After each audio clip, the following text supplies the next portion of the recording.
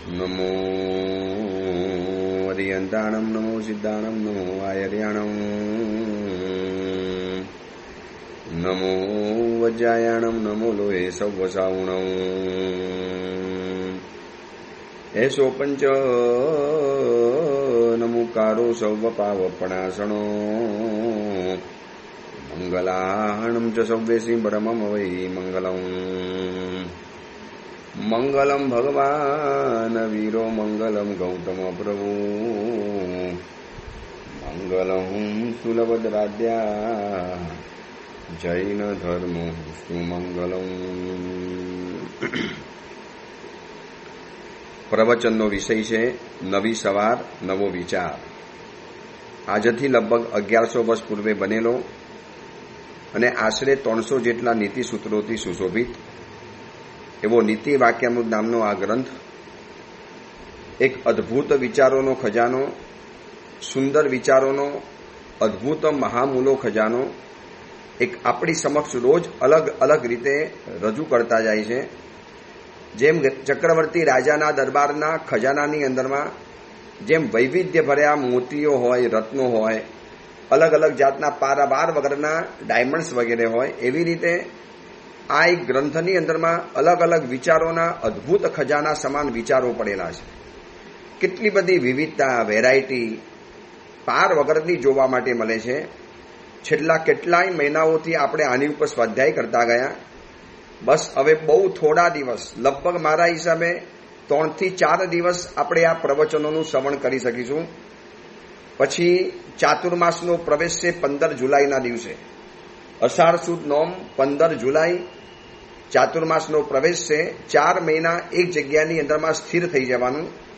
આ 6 મહિના 8 મહિનાની અંદરમાં લગભગ આ વખતે 8 મહિનાના શેષકાળમાંથી 7 મહિનાનો તો લગભગ વિહાર જ રહ્યો. ટોટલી 2400 કિલોમીટરનો વિહાર પરિપૂર્ણ થવાનો. છેક સુરતથી અંતરિક્ષજી, અંતરિક્ષજીથી વળી પાછા મુંબઈ, મુંબઈથી વળી પાછા સુરત આવી ગયા. એક આખો જાણે કે ટ્રાયેંગલ ફરીને પાછા આવ્યા. એટલે આ બધા વિહારો દરમિયાન આપણે સ્વાધ્યાય કરતા ગયા નીતિ વાક્યામૃત ગ્રંથનો. હવે 2-4 દિવસ પ્રવચનો બંધ રાખી અને 15 જુલાઈના ચાતુર્માસનો પ્રવેશ થઈ જાય એટલે લગભગ 16 જુલાઈથી પ્રવચનો આપણે પુનઃ શરૂ કરીશું. વળી પાછા 1-2 દિવસ આ ગ્રંથ ઉપરના પ્રવચનો લઈ ચોમાસી ચૌદશ, ગુરુ પૂર્ણિમા આ બધાના પ્રવચનો પરિપૂર્ણ કરી એક કુવલય માલા ગ્રંથ જે કથા ગ્રંથ છે, બહુ સુંદર મજાની કથા ગ્રંથ છે. માર્ગ ભૂલેલા વ્યક્તિઓને પ્રતિબોધ કરનારી આ કથા એક 5 મિત્રોની કથા, 5 દોષોથી ઘેરાયેલા લોકોની કથા અને એની અંદરમાં આવનારી બીજી અવાંતર સેંકડો કથાઓ, અવનવી વાતો, આશ્ચર્ય ઉપજાવે એવા કેટલાક રહસ્યભરી વાતો, આ બધું જ આ કથા દ્વારા આપણને જાણવા માટે મળશે. તો આ વાતો જૈન શાસનની અંદરમાં અઢળક ગ્રંથના રત્નો ભરેલા છે. એમાંથી આપણે આ પ્રવચનની અંદરમાં આગળ વધીએ છીએ. ગઈકાલે 72 નંબરના સૂત્ર ઉપર આપણે વિચારણા કરી, 72 નંબરના સૂત્ર ઉપર, જેમાં આપણે વિચારી લીધું કે પાત્રતા કોને કહેવાય, યોગ્યતા કોને કહેવાય. તો કે સજ્જનો જેની અંદરમાં જે વસ્તુ ઉતારવા માટે માગે છે અને એ વસ્તુ સહેલાઈથી પોતાની અંદરમાં જે સ્વીકારી લે, આને કહેવાય છે પાત્રતા. હવે આજે 73 નંબરના સૂત્રની અંદરમાં એક અલગ પ્રકારની વાત બતાવે છે. આ વાક્ય કદાચ ગુરુઓ માટે અને માતા પિતા માટે બહુ જ કામનું છે. એમ લાગે છે કે 1100 વર્ષ પહેલા જ્યારે પેરેન્ટિંગ નામનો કોઈ શબ્દ જ નહોતો અને એ સમયની અંદરમાં પેરેન્ટિંગના આખા શાસ્ત્રનો સાર બતાવી દેનારું, પેરેન્ટિંગની જેટલી પણ વાતો છે આ બધાના રહસ્યને સમાવનારું આ સૂત્ર છે. દરેક ગુરુ અને માતા પિતાને બહુ કામનું, બહુ એમને લગતું આ સૂત્ર છે. ગુરુજન શીલમ અનુસરંતી પ્રાયેણ શિષ્યા. મહાત્માએ આ નીતિ વાક્ય બનાવ્યું કે શિષ્યો બહુધા એટલે કે મોસ્ટલી ગુરુજનોના આચાર વિચારને અનુસરે છે. મતલબ શું થયો? ઘરની અંદરમાં એક સંતાન છે, ઘરની અંદરમાં બાળકો છે. એવી રીતે અમારા જગતની અંદરમાં ઉપાસ્યમાં રહેલા મુનિઓ છે, નાનકડા મુનિઓ છે, શિષ્ય મુનિઓ છે, એ લોકો પોતાના ગુરુ, પોતાના વડીલ, પોતાના માતા પિતા, જેના આશ્રિતની અંદરમાં એ રહ્યા છે, એ વડીલના જેવા આચાર વિચાર હશે એ રીતે શિષ્યો કે સંતાનો તૈયાર થવાના. પેરેન્ટિંગ જગતનું આ એક નીતિ વાક્ય સમાન વાક્ય છે. આજે પેરેન્ટિંગનું બહુ મોટું બજાર ચાલે છે. એટલા મોટા એના ક્લાસીસ ચાલે, એટલા મોટા એના સેમિનાર ભરાય, એટલા બધા એના માટેના પુસ્તકો લખાઈ ગયા, લેખોના લેખ અને આર્ટિકલ્સના આર્ટિકલો લખાઈ ગયા. આ બધાનો સાર સમાન આ એક વાક્ય બતાવી દીધું. પેરેન્ટિંગ જગતની અંદરમાં શિરમોર વાક્ય છે કે ગુરુજન શીલમ અનુસરંતી પ્રાયેણ શિષ્યા. પ્રાય એટલે લગભગ, મોટા ભાગે, મોસ્ટલી જેને ઇંગ્લિશમાં કહી શકાય, મોટા ભાગના સંતાનો, શિષ્યો અથવા તો આપણા આશ્રિતની અંદરમાં જે લોકો રહેલા છે આ બધા જ એના ઉપરની વ્યક્તિના આચાર વિચારને અનુસારે પોતાનો આચાર વિચાર બનાવવાના છે. મતલબ એક જ વાક્યની અંદરમાં આ વાક્યનો સાર આવી ગયો કે સંતાનો તમારું કહેલું નહીં કરે, સંતાન આપણું કરેલું કરવાના છે. હું જેવું કરીશ એવું મારા શિષ્ય કરવાના, તમે જેવું કરશો એવું તમારા સંતાન કરવાના. આપણે કહીએ કે ભાઈ તમારે આમ નહીં કરવાનું, તમારે આવી રીતે નહીં વર્તવાનું, એ છે ને કહેલી વાત નહીં જોવે, કહેલી વાત સાંભળશે નહીં. તમે શું કરી રહેલા છો એ જોયા કરવાના.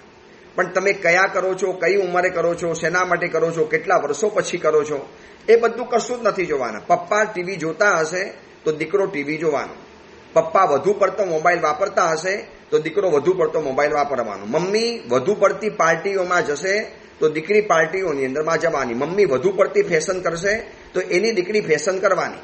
પછી એ દીકરી એ નહીં વિચારે મમ્મીની ઉંમર થઈ ગઈ, મમ્મી મેચ્યોર્ડ બની ગઈ, મમ્મી પોતાના મારી ઉંમરમાં મમ્મીને પણ આવા ડિસ્ટિંક્શન્સ હતા, એ કશું જ નહીં જોવે. મમ્મી તું કરે છે ને એટલે મારે કરવાનું, પપ્પા આપ કરતે હો ને મુझे करना है. હવે એ કયા સંયોગમાં કરે છે, કેવી રીતે કરે છે, એમને કેમ કરવું પડે છે, એ કશું જ નહીં જોવે. અમારા ગુરુદેવ ભુવન ભાનુ સુરેશ્વરજી મા સાહેબ કહેતા હતા કે બપોરે હું એટલા માટે નથી સૂતો કારણ કે મને ખબર છે હું સૂઈ જઈશ એટલે મારા 500 શિષ્યો મારી પાછળ સૂઈ જવાના.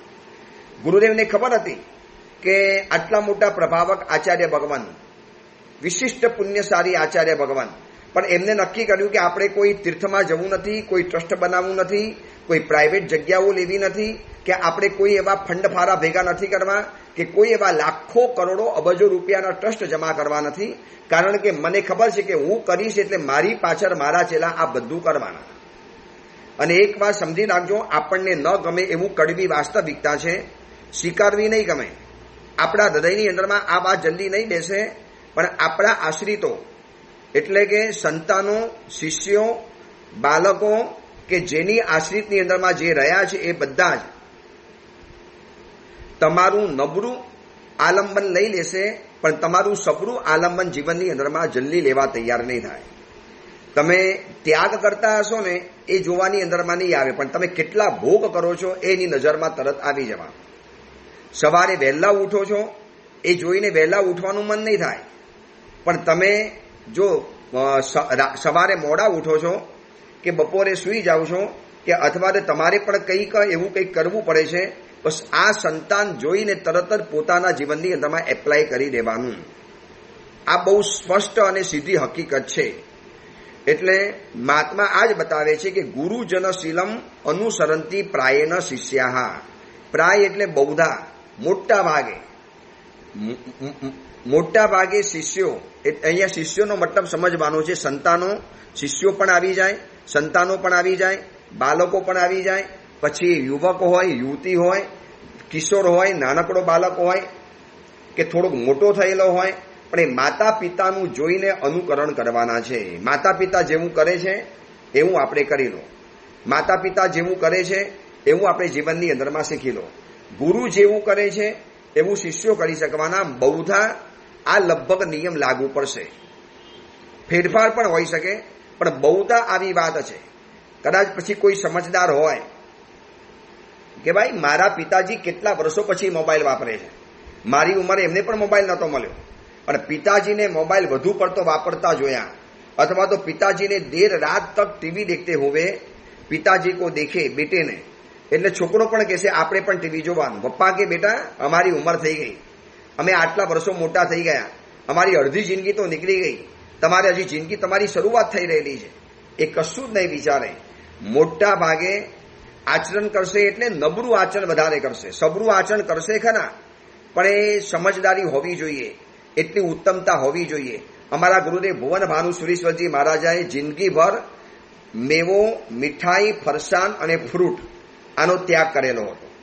અને આટલી બધી કપરી જવાબદારીની વચની અંદરમાં પણ વર્ધમાન તપની 108 ઓરી પરિપૂર્ણ કરેલી.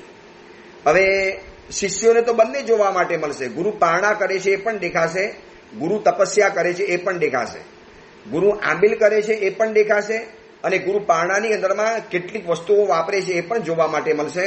હવે કયું આલંબન લેવું અને શું પકડવું એ તો શિષ્યોની પાત્રતા અને શિષ્યોની સમજ મુજબ આધારિત છે. પણ બહુધા અહીંયા વાત એવી લખે છે કે ગુરુના સ્વભાવને, ગુરુના આચાર વિચારને, ગુરુના શીલને લગભગ શિષ્યો અનુકરણ કરનારા બને છે. હવે જો આપણું કોઈક અનુકરણ કરવાનું છે તો આપણી તો બહુ મોટી જવાબદારી વધી જાય છે. આપણે નબળું અનુકરણ કરવાનું પણ નથી, અને સામી વ્યક્તિને નબળું અનુકરણ કરવાનું મન થાય એવું આલંબન આપવાનું પણ નથી. બે ચીજ આની અંદરમાં છે.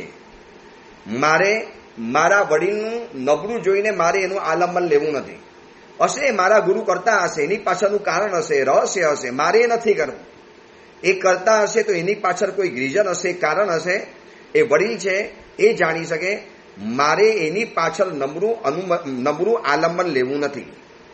એટલે નબળાનું અનુસરણ કરીએ નહીં, અને સામા વ્યક્તિને નબળું અનુસરણ કરવાનું મન થાય એવું આલંબન આપણે આપવું નહીં. પિતાજી પૂજા નથી કરતા તો લગભગ મેં એવું જોયું છે કે છોકરાઓ પણ પૂજા નથી કરતા. જે ઘરની અંદરમાં માતા પિતા પૂજા કરવા જતા હોય, કામની વચમાં પણ પ્રવચન સાંભળવા જતા હોય, જવાબદારીની વચની અંદરમાં પણ કેટલોક ધર્મ પોતાના જીવનની અંદરમાં એમને અપનાવી લીધો હોય, તો એ સંતાનો સહેલાઈથી એ ધર્મના માર્ગની અંદરમાં જોડાઈ શકે છે. પણ જે કરતા જ નથી, આજે એવા ઘણા માતા પિતાઓ અમારી પાસે આવે, સાહેબ અમે તો કશું કરતા નથી, કરી પણ નથી શક્યા, અમે શીખ્યા પણ નથી, અમને કોઈ શીખવાડ્યું પણ નથી, અને અમને કોઈ એવા પ્રકારના વાતાવરણમાં રહેવા માટે નથી મળ્યું. એ વાત પણ સાચી છે કે અમને સાહેબ એવા કોઈ વાતાવરણમાં રહેવા માટે જ નથી મળ્યું, અમને કોઈ એવું સમજાવ્યું પણ નથી, અમારી પાસે કોઈ આવી વસ્તુઓની વાત પણ નથી થઈ. તો સાહેબ અમે દીકરાને કહીએ જાઓ પાઠશાલામાં જાઓ, ભણી લો, જાઓ પૂજા કરવાની અંદરમાં જાઓ ગુરુ ભગવાન પાસે જાઓ. અમે તમારી ઉંમરમાં અમને આવી કશી ગતાગમતી નહીં, કોઈએ અમને સમજ આપી નહીં, કોઈ અમારી પાછળ ન પડ્યું, કોઈ અમને સમજાવ્યું નહીં. તો સમજદાર દીકરો હોય ને તો શરૂ કરી દે. પણ ઓલો શું કહીને, પપ્પા આપ તો કરતે નહીં હો और हमको कहने के लिए बोलते हो, आप कहाँ पूजा करते हो. લગભગ મોટા ભાગે આવું નબળું આલંબન લેનારા જીવો બહુધા મોટા ભાગે જોવા માટે મળવાના. આ વાત આ મહાત્મા બતાવે છે. એક સરસ મજાનું ઇંગ્લિશ વાક્ય બતાવું. હમણાં જ મેં પુસ્તકની અંદરમાં આ વાક્ય વાંચ્યું, ગાથાની જેમ વાક્ય ગોખાઈ ગયું. એટલું બધું અદ્ભુત આ વાક્ય છે, એટલું બધું ચોંટદાર, રહસ્યમય અને માર્મિક વાક્ય છે. એક પિતાજી પોતાના સંતાનને કહે છે, ઇંગ્લિશની અંદરમાં કહે છે, ઇંગ્લિશ વાક્ય છે, ફાધર સે, પિતાજી કહે છે, be careful where you walk. Father કહે છે, be careful where you walk. એટલે દીકરાએ સામે પિતાજીને બહુ પ્રેમથી કીધું, you be careful, I walk on your footstep. પિતાજીએ દીકરાને કીધું, બેટા જ્યારે તું ચાલે તારે સંભાળીને ચાલજે, બેટા પડી ન જાય, બેટા તારું બેલેન્સ ખોરવાઈ ન જાય, બેટા ગબડી ના પડે, બેટા નીચે ના પડી જાય, બેટા તને વાગે નહીં. Father be careful where you walk. બેટા તું જ્યારે પણ ચાલે તારે બરોબર સાવધાન રહેજે, કેરફુલ રહેજે, સંભાળજે, નીચે ગબડી ન પડાય, નીચે પડી ન જવાય. અને દીકરાએ બહુ પ્રેમથી જવાબ આપી દીધો, you be careful, I walk on your footstep. હું તમારા પગલે પગલે ચાલું છું પિતાજી, એટલે આપ સંભાળજો. આપ જો ખોટા રસ્તે ચાલી ગયા તો હું પણ ખોટા રસ્તે જવાના, અગર આપ ઉલટા માર્ગે ચાલી ગયા તો પિતાજી અમે પણ તમારી માર્ગે પાછા આવવાના. કેટલો માર્મિક સંદેશો આપી દીધો છે. પિતાજી ખાલી કોમન કહે છે કે બેટા જરા સંભાળીને ચાલજે, પડી ન જવાય. તારે દીકરો કહે છે કે પિતાજી આપ પણ સંભાળીને ચાલજો, કારણ કે અમે તમારા પગલે પગલે ચાલી રહેલા છીએ, અમે તમારી પાછળ આવીએ છીએ, અમે તમારું અનુસરણ કરીશું. તમે ટીવી જોશો તો ટીવી જોવાના, તમે સિરિયલ જોવા તો સિરિયલ જોવાના, તમે રાતના ઉજાગરા કરવાના અમે કરવાના, તમે ગાર બોલવાના અમે બોલવાના, તમે શરાબ પીવાના અમે પીવાના, તમે હોટલમાં જવાના અમે જવાના, તમે નબળું કરશો તો અમે નબળું કરવાના. કારણ કે સબરાનું આલંબન જલ્દી કોઈ લેશે નહીં અને નબળી ચીજ એને જીવનની અંદરમાં અપનાયા વગર કોઈ રહેશે નહીં. તમે નામ સાંભળ્યું હશે ને, વિજય માલ્યા, જે બહુ મોટો બેંકોના ગોટાળા કરીને 9,000 કરોડથી વધારે ગોટાળા કરી અને અત્યારે વિદેશની અંદરમાં સ્થાયી થઈ ચૂકેલા છે. આ વિજય માલ્યાના હમણાં દીકરાના લગ્ન થયા. મીડિયામાં વાંચેલું હતું, પેપરોમાં મેસેજ આવેલા હતા કે હમણાં એના લગ્ન થયા. અને એ લગ્ન થયા એટલે એની સાથે આ બધા પત્રકારો છે, ક્યાંક ને ક્યાંકથી શોધખોળ કરી આવે. એમાં એની આખો ઇતિહાસ તપાસીને લઈ આવ્યા અને લખ્યું છે કે વિજય માલ્યા પણ શરાબ સુંદરીના શોખીન, જરા રંગીન તબિયતનો માણસ, રોમેન્ટિક માણસ, અને એનો દીકરો એના જ પગે ચાલી અને એના પિતાજીને પણ સારા કેવડાવે. એટલા બધા એના જીવનના રંગીન પ્રકરણો છે. એ બધા જ્યારે ખોલ્યા ને કે આ વ્યક્તિ સાથે સંબંધ, આ ફલાણી હિરોઈન સાથે સંબંધ, ફલાણા દેશની સ્ત્રી સાથે સંબંધ, ફલાણી વ્યક્તિ સાથે એને સંબંધ છે, એમ લાગ્યું કે આને તો કેટલા બધા જીવનમાં હુનર અને પરાક્રમ કરી બતાવ્યા છે. પણ થઈ જ જાય ને, કારણ કે પિતાજી મહાત્મા લખે છે ને કે ગુરુજન શીલમ અનુસરંતી પ્રાયેણ શિષ્યા. મોટા ભાગે શિષ્યો એટલે કે સંતાનો એટલે કે બાળકો માતા પિતાના પગલે પગલે ચાલવાના છે, એમના ફૂટ સ્ટેપ ઉપર ચાલવાના છે. માતા પિતા જેવા ફૂટ સ્ટેપ ભરશે એ રીતે દીકરાઓ આગળ વધવાના.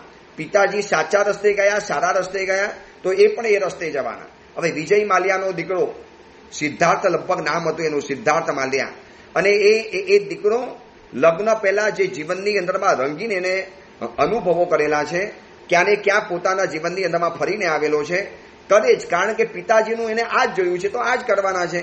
હમણાં કર્ણાટકની અંદરમાં ભૂતપૂર્વ વડાપ્રધાન જે કહી હતા, ભૂતપૂર્વ ત્યાંના મિનિસ્ટર સીએમ કર્ણાટકના, એ પકડાયા.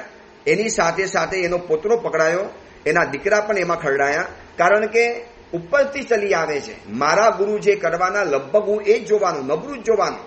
મારા ગુરુનું ઉત્તમ હું નહીં જોઉં.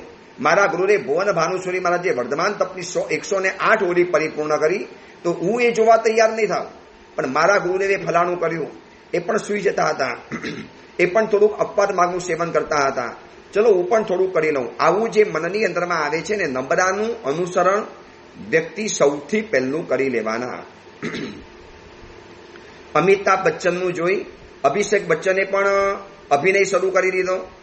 સચિન તેંડુલકરનો પુત્ર અર્જુન તેંડુલકર, એને પણ પિતાજીને રમતા જોયા અને એને પણ પોતાની કારકિર્દી ક્રિકેટની અંદરમાં શરૂ કરી દીધી. આ બાજુ જેટલા પણ હીરો હિરોઈનના પુત્ર, દીકરા દીકરીઓ છે, અભિનેતાના દીકરાઓ, એ બધા અભિનયની અંદરમાં જાય. જેટલા નેતાઓના દીકરાઓ છે આ બધા વંશ વારસાગત નેતામાં આગળ વધતા ગયા. કેમ? કારણ કે મોટા ભાગના ગુરુનું સ્વભાવનું અનુસરણ કરનારા સંતાનો, શિષ્યો હોઈ શકે છે.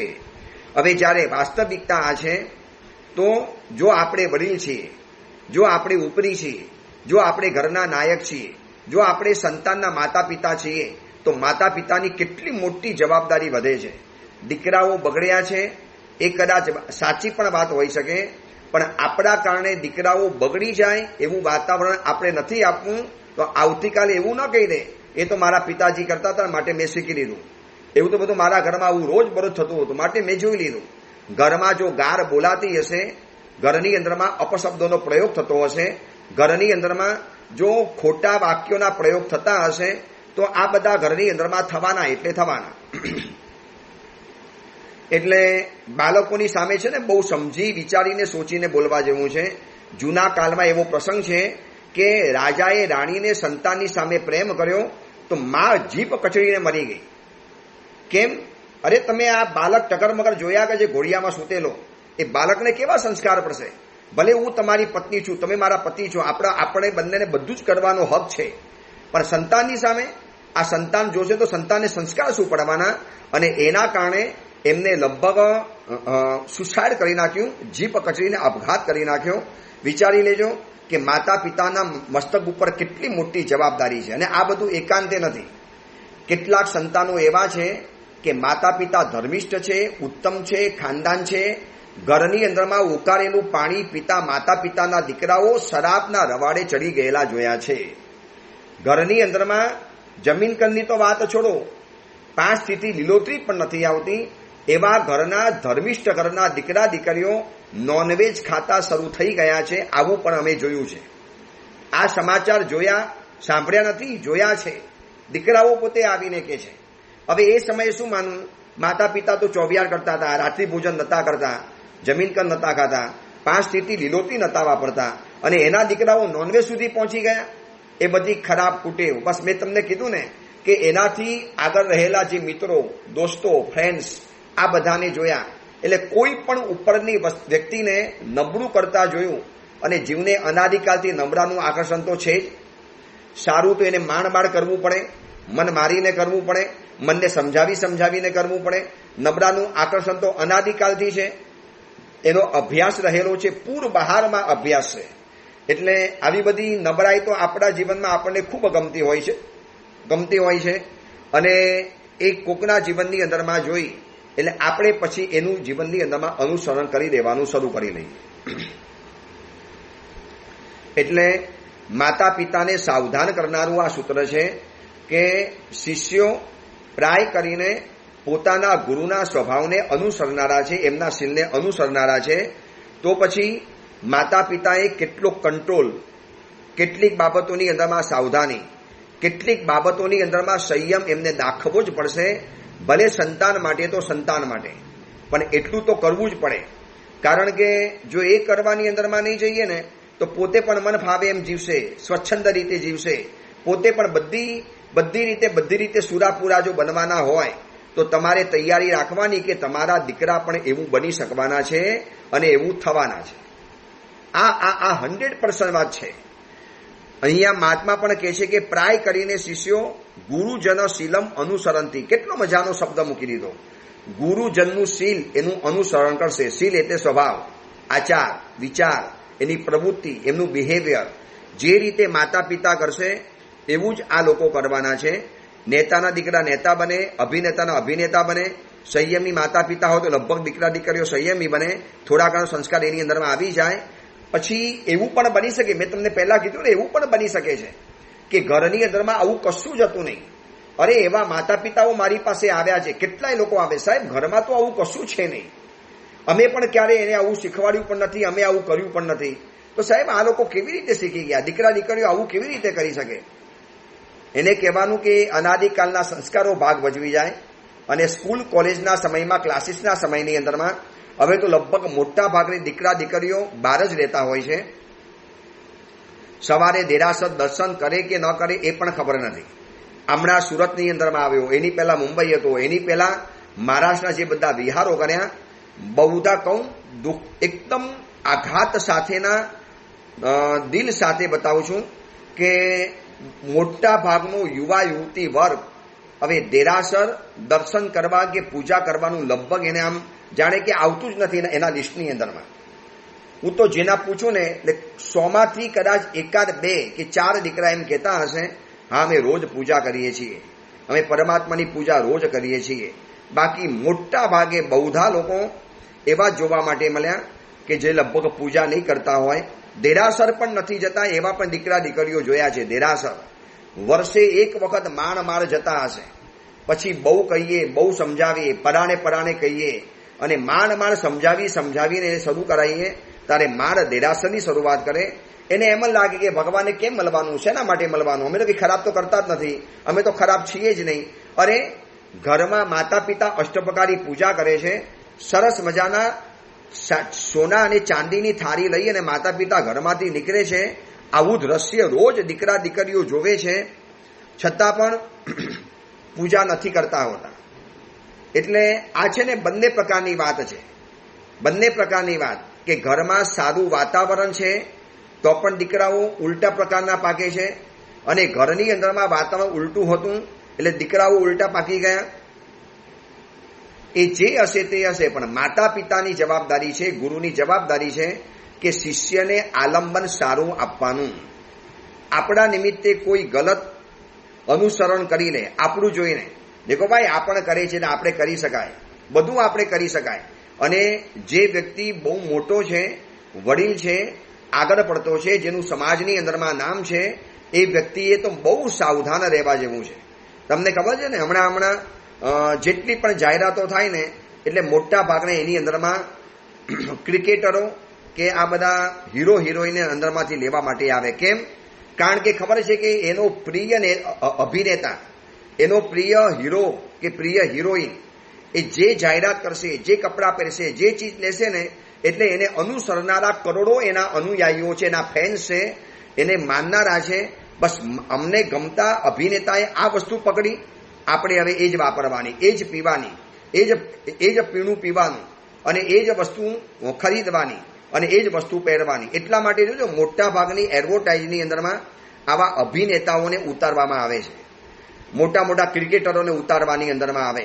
હમણાં જ થોડા સમય પહેલા એક ગૌતમ ગંભીરનો બહુ નાનકડો વિડીયો આવેલો હતો, મને એક શાવકભાઈએ બતાવ્યો, બહુ સુંદર લાગ્યો, બહુ સારો લાગ્યો. એની અંદરમાં એવું હતું, ગૌતમ ગંભીરે લખેલું છે કે સચિન તેંડુલકરને કરોડો રૂપિયાની ઓફર થયેલી હતી ગુટખાની જાહેરાત માટે, શરાબની જાહેરાત માટે, કરોડો રૂપિયાની ઓફર. બસ ખાલી તમારે એટલું કરવાનું, હાથમાં લો આ બોટલ, આ પાઉચ તમારે હાથમાં લેવાનું, બસ ખાલી મોઢામાં નાખો છો, આટલી ખાલી એક્શન કરવાની છે, કરી લો, અમે તમને કરોડો રૂપિયા આપી દઈશું. સચિન તેંડુલકરે ઘસીને ના પાડી દીધી કે આ બાબત મારી સામે નહીં કરવાની, કરોડો લોકોને હું આલંબન આપું છું. અને મારું જોઈને આ લોકો રવાડે ચડી જાય, શરાબના કે ગુટકાના રવાડે ચડી જાય, હરકી જ નહીં. કરોડો રૂપિયાની ઓફર ફગાવી દીધી. અને એની સામે ગૌતમ ગંભીર કહે છે કે ભૂતપૂર્વ હિન્દુસ્તાનના જે કેપ્ટન હતા, બહુ લેજન્ડ પ્લેયર હતા, અને એ આજે ગુટકાની જાહેરાત કરતા જોવા માટે મળે છે. ગુટકાને મોઢાની અંદરમાં, ગુટકા કે જે પણ પાન મસાલા હશે કે કાંઈ પણ હશે, એને મોઢામાં નાખતા જોવા માટે મળે છે. હવે એનું જોઈને આ લોકો, કેટલા બધા લોકો શીખી જવાના, કેટલા લોકો એની પાછળ ચાલવાના, કેટલા લોકો એનું આલંબન લેવાના. આ સોનાક્ષી સિન્હા જે મુસ્લિમ પરિવારની અંદરમાં લગ્ન કરીને ગઈ, વિધર્મી પરિવારની અંદરમાં ગઈ, એની અંગત બાબત છે, એની દુનિયા હતી. એને શું કરે એ આપણે કહી પણ નથી શકતા, આપણો કોઈ અધિકાર પણ નથી આવતો. પણ દુઃખ એ બાબતનું છે કે આટલી મોટી હિરોઈન, ઇન્ડસ્ટ્રીમાં જેનું નામ છે, સેલિબ્રિટી છે, અને એ સેલિબ્રિટી જો આવું કરે ને, એટલે એની પાછળ કેટલી દીકરીઓ આની પાછળ દોરાવાની. આપણે પણ કરી શકાય જો સોનાક્ષી સિન્હા કરતી હોય તો. આ આગળની વ્યક્તિઓ, સેલિબ્રિટીઓ જે સમાજની અંદરમાં આગેવાન છે, અગ્રેસર છે, એને તો ડગલે પગલે સાવધાન રહેવા જેવું છે. એક બીજી વાત બતાવી દઉં, હાથમાં રહેલી ઘડિયાળ, હાથમાં પહેરેલી ઘડિયાળ મોડી પડે તો એક જ વ્યક્તિ મોડો પડે, એ ઘડિયાળ પહેરનારો. ઘરની અંદરમાં રહેલી ઘડિયાળ મોડી પડે તો એ ઘરમાં જેટલા પણ સભ્યો રહેશે એ બધા મોડા પડવાના. પરંતુ tower clock, hand clock, home clock અને એક આવે છે ટાવર ક્લોક, જે આખા ગામની એક જ ઘડિયાળ છે. હવે એ ઘડિયાળ જો મોડી પડી ને તો આખું ગામ મોડું પડવાનું. કેટલીક વ્યક્તિઓની પર્સનાલિટી ટાવર ક્લોક જેવી હોય છે, એને કેટલાય લોકો અનુસરતા હોય છે, એના એક એક પગલાને લોકો એની કોપી કરતા હોય છે. હવે એ વ્યક્તિ જો આવા બધા મસાલાની જાહેરાત કરે, આવા બધા શરાબની જાહેરાત કરે, તમને ખબર છે બહુ વખત પહેલા મને ખ્યાલ છે ફૂટબોલનો એક પ્લેયર હતો, નામ ભૂલી ગયો છું, કદાચ આમાંથી કોકને ખબર હશે, એ ફૂટબોલના પ્લેયરે પત્રકાર પરિષદની અંદરમાં ખાલી એક પીણું જેવું કંઈક હતું, એને આમ દૂર હટાવી નાખ્યું અને બીજી એક બોટલને પોતાના હાથમાં રાખી, બાજુની અંદરમાં રાખી. જે વસ્તુને હટાવીને લગભગ કોકા કોલા કે કંઈક એવું પીણું હતું, મને પાક્કું યાદ નથી, એને હટાવી નાખ્યું. રાતોરાત કરોડો રૂપિયાનું બજાર એનું તૂટી ગયું. અને એ ફૂટબોલના પ્લેયરે જે બોટલને પોતાના બાજુમાં રાખી, હાથમાં પકડી, એનું બજાર રાતોરાત ઉચકાઈ ગયું. શું થયું? કેટલીક વ્યક્તિઓ તમને અનુસરે છે, સાવધાન રહેવું પડશે, બહુ ધ્યાન રાખવું પડશે. પેરેન્ટિંગ જગતનું આ અદ્ભુત વાક્ય છે, પેરેન્ટિંગ જગતનો આ સાર બતાવી દીધો કે સંતાનોને સુધારવા છે, તમારે કહેવાથી નહીં ચાલે, તમારે એ કરી બતાવવું પડશે, આચરી બતાવવું પડશે. તમે તમારા જીવનની અંદરમાં એને એપ્લાય કરો, એને જીવનની અંદરમાં અનુસરો, તો જ એ કરવાના છે.